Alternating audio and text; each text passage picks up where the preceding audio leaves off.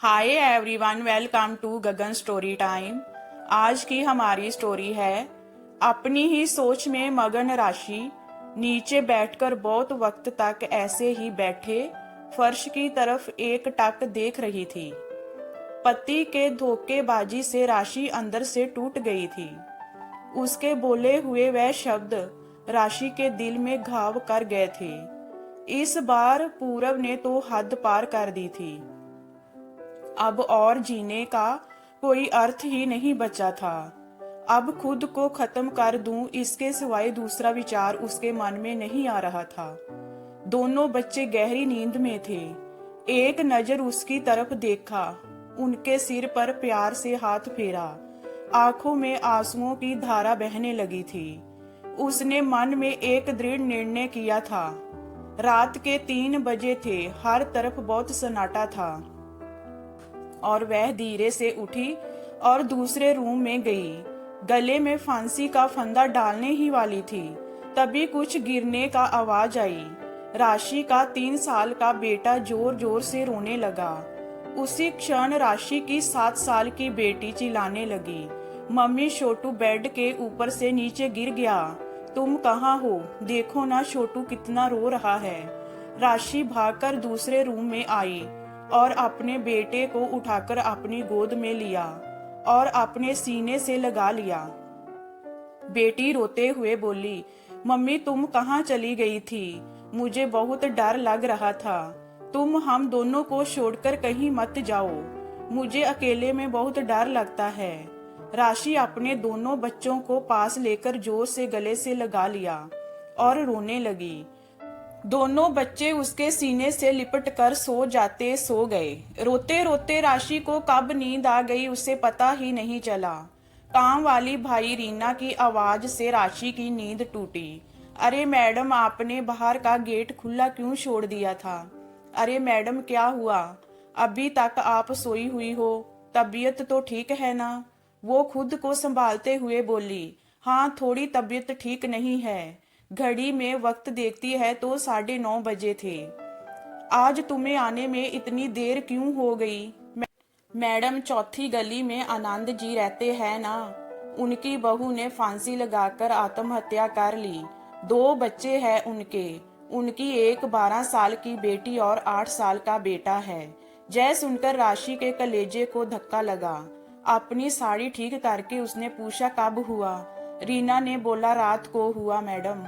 मैंने ऐसा सुना है कि उसके पति की दूसरी औरत से संबंध थे। कमबख्त अभी तक नहीं आया।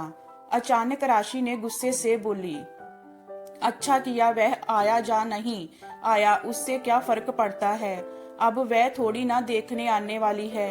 ये सुनकर रीना राशि के कान के पास आई और धीरे से बोली, मैडम मैं अनपढ़ गवार हूँ और घर घर में जाकर झाड़ू पोछा करके मेरा पेट भरती हूँ, और आप पढ़े लिखे हुए लोग हो। भले ही मैं आपसे उम्र में बड़ी हूँ, जीवन का अनुभव आपसे थोड़ा ज्यादा है। आजकल साहब और आपके बीच में जो चल रहा है वह ठीक नहीं है। मुंह बंद था फिर भी मेरे कान खुले रहते थे। मैं एक औरत हूँ और औरत के दुख में मैं भी समझती हूँ। इसीलिए मुझे आपको एक बात बतानी है, आत्महत्या जय कोई भी समस्या का समाधान हो नहीं सकता। जिंदगी में उतार चढ़ाव तो होते ही रहते हैं। इसका मतलब ऐसा नहीं कि आप अपनी जान दे दो।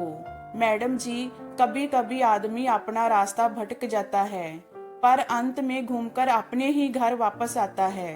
और जब नहीं आए तो भी क्या फर्क पड़ता है?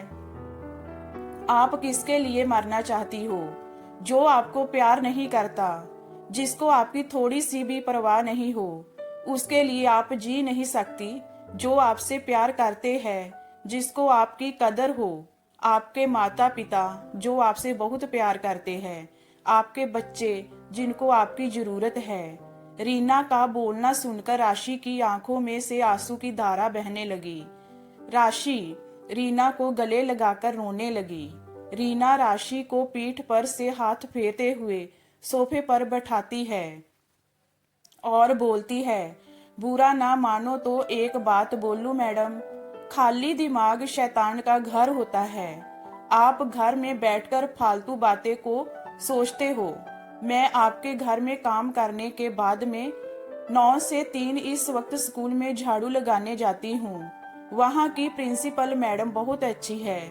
आप तो पढ़े हुए हो, अगर आप बोलती हो तो मैं आपके लिए टीचर का काम करने का पूछूं क्या? आपका वक्त भी निकल जाएगा और मन भी लग जाएगा। इस पर राशि चुप बैठी थी। कोई भी जवाब ना मिलने पर रीना बोली, मैं आपके लिए चाय लेकर आती हूँ। और रीना काम करने लग जाती है। काम निपटाकर बोलती है, मैडम मैं जाती हूँ। उतने में राशि उससे बोलती है, रुको रीना, तुम स्कूल में मेरे लिए पूछना, यदि संभव हो तो प्रिंसिपल मैडम का नंबर मुझे लाकर दो। रीना के चेहरे पर खुशी का भाव दिखा। रीना राशि के पास जाकर बैठी और धीरे से बोली, मैडम मैंने दूसरे रूम में बेड पर स्टूल रखा हुआ देखा था। ऐसा आप कभी भी मत करना। जय आपका घर है, इसे बचाने को आपसे जो हो सके वह कीजिए। बिना लड़े आपने हार मान ली। रीना का बोलना सुनकर राशि का मन हल्का हो गया और उसे एक नई आशा की किरण भी दिखी। वह अलमारी में से अपने सर्टिफिकेट निकालने लगी। तो दोस्तों, पति पत्नी का रिश्ता जय बहुत स्नेही होता है। भगवान को यही दुआ करती हूँ कि कोई भी पति पत्नी के जीवन में ऐसा मोड़ नहीं आना चाहिए। अगर आए भी तो आत्महत्या जे उसका इलाज नहीं है। जीवन में कोई भी समस्या का आत्महत्या जे समाधान हो नहीं सकता। जे हमारी स्टोरी आपको कैसी लगी हमें कमेंट में बताइए। लाइक कीजिए, शेयर कीजिए एंड वॉचिंग के लिए थैंक यू।